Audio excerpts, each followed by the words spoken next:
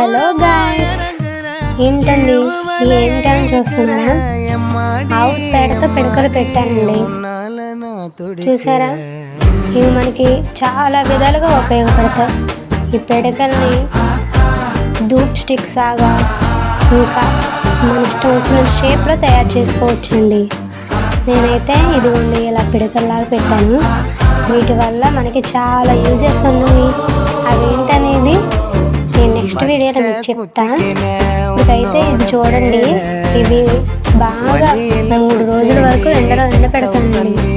ఇవి ఎండాక అప్పుడు దీనివల్ల మనకి ఏమేమి యూజ్ ఉన్నాయో అప్పుడు షార్ట్ చేసి మీకు పెడతానండి. Okay, bye. Subscribe my channel.